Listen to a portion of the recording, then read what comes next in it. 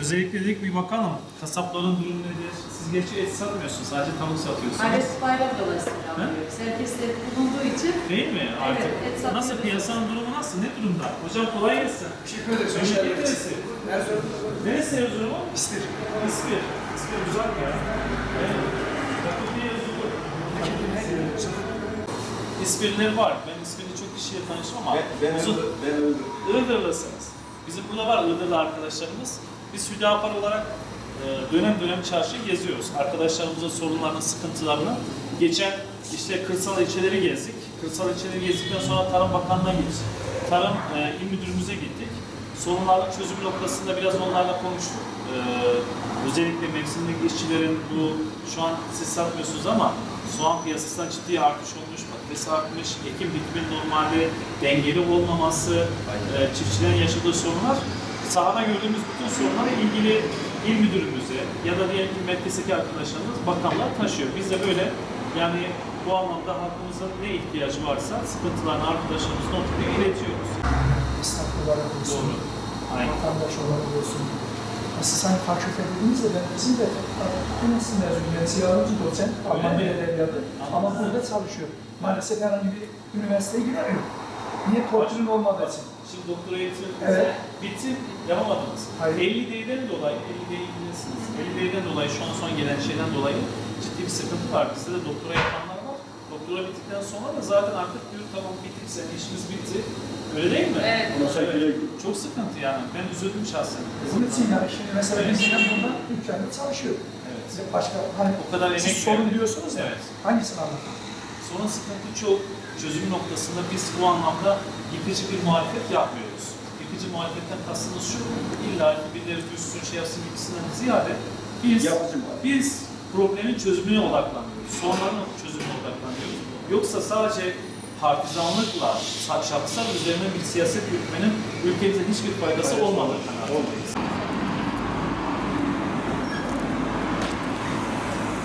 Hocam nasılsınız? İyisiniz. İşleri nasıl? Yatıyorsun. Yatıyorsunuz. Ne var yok? Nasıl işler? Ben de onlar. Hiç belli olmuyor. Bakarsın gün boyu yatıyor. Bakarsın biraz kazanıyoruz. Ne düşünüyorsunuz ülkemiz için? Ne hayırlıdır? Nasıl bir çalışma yapmak lazım? Bir siyasi parti olarak... Şu anda yokluktan hiçbir şey düşünmüyorum. Öyle mi? Hiçbir şey düşünmüyorum. Evet. Maltepe'deyiz değil mi? Gidip geliyor musunuz? Biz geçen oldu oraya ziyaretimiz. Biz arkadaşlarımız da çok. Müdafaa çok. Siz burada esnaf mısınız? Değil. İnşaatçısınız. Nasıl inşaat nasıl? Yaz ortası boş boş Allah Allah. Bir isim tanıtımlar var mı aslında? Var mı?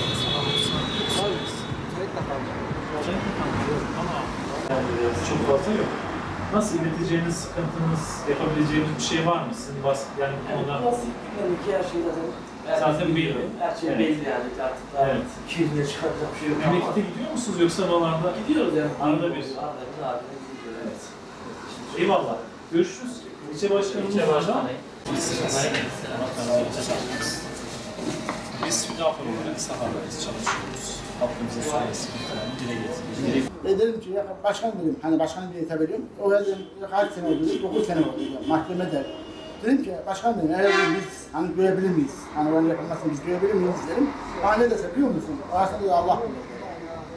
Yani biz bu aya mesela benim çocuğum, ben bu aya hizmet Niye biz destek veriyoruz o zaman? Yok Değil yok. mi? Yani biz bu ay mesela ben bu ayı açalı 20 sene oldu, 21 sene oldu başkanım. 21 sene ben her şeyimi aldım. Ama böyle durmak mı, öbür türlü durmak mı? Doğru. Haklısınız. Çok haklısınız. Sana diyor elhamdülillah. He? Kaç yıl arkadaşsınız? Normal. Peki meslek nedir? Üniversite. Vurgulay tabii. Sağlık kültürü öldü aslında ama bu şeyler biraz gidiyor. Hazırlık Devlet baba hepsini bedava verince bizim şey kalmadı yani. Evet. Bedava olunca olmuyor. Yani Zaten bir de kitap okumaya da ilgi de düştü. Artık kitap da okuyor. İster istemez. Değil mi? Evet. Dijitale de okuyor. Daha doğrusu Sosyal medya mantığa her şey yok. dönüştü yani. Bir kalıp var, bir kalıbın üstünde gidiyor. Şimdi Avrupa'nın gelişmiş ülkeleri takip ettiğimizde dünyanın en fazla okuyan ülkeleri, dünyayı en fazla dönüştüren, değiştiren Güceninden bunlar ülkelerdir. Evet. Sami Bey var. Sami Hocam, benim oğlumun ismi Sami. Adaşmış. Memleket neresi? Biz Kayseri'yiz. Sizin nere? Batman. Ben Mama.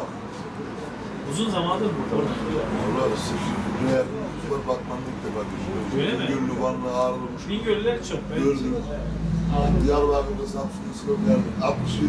Neyse hocam bir ara gelsin tanışırsınız inşallah. Batman'da ilk defa görüyorum. Öyle değil. Eyvallah. Allah razı Allah'a olsun. emanet olun. Evet. Çok memnun oldum. Kolay gelsin. Allah yardımcı olsun. Mezuniyet Allah hangi yardımcı bölümde? Bilgisayar mağazası işletme. İşletme. 25 TL. 25 iyi. Fena değil. Yani. Yaklaşık böyle 4-5 ay önce, yok 3 ay önce falan sordum. Yine 25. Aynen. Yaklaşık Çok artmamış. 7-8 aydır aynı düzende Evet. devam ediyoruz. Peki düğünlerden dolayı artış Tabii ki var. var. Yani Güzel. çelenk, sepet işleri şu an araba sistemi onunla birlikte Ne? devam. Normalde Ankara'da da çiçek üretiyor. Nereden getiriyoruz? Yok bizim hep Antalya İzmir tarafı. Antalya, İzmir tarafından Tabii ki. geliyor. Yalova, Adana tarafında da saksı çiçeklerimiz. Evet, güzel. Allah bereket versin. Berberin işi her zaman iyi olur diye düşünüyoruz ama Düşünüyoruz da işte orada düşünmeye de kalıyoruz. yani çok böyle kira mı? Kesin. Artış çok oldu mu? Çok fazla şimdi eski yıkılacağı olduğu için bir şey yapamıyoruz. Ama işte şeye geçiyoruz.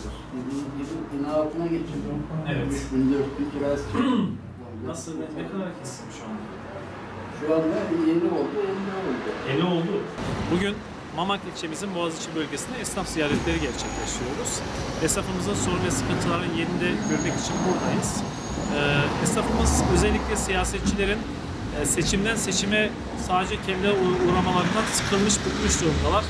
Herkes sorunlarına çözüm arıyor. Bu anlamda milletvekillerinin, encümenlerin, belediye başkanlarının daha çok problemleriyle ilgilenmesini istiyorlar. Ekonomideki dalgalanmadan dolayı şu an kimisi kira noktasında, kimisi özellikle eczane sektöründe çalışan arkadaşlarımız ilaç fiyatları noktasında, tekstilde çalışan arkadaşlarımızın iş yapamamaları noktasında ciddi bir problem var. Bunların çözülmesi gerekiyor. Nasıl, işler nasıl? Açıldı mı biraz? Valla işler durgun, bayramdan sonra iş yok. Allah Allah. Millet artık eskisi gibi kıyafete yatırım yapmıyor mu? Şimdi millet gıdayı zor aldığı için. Değil mi? Maalesef.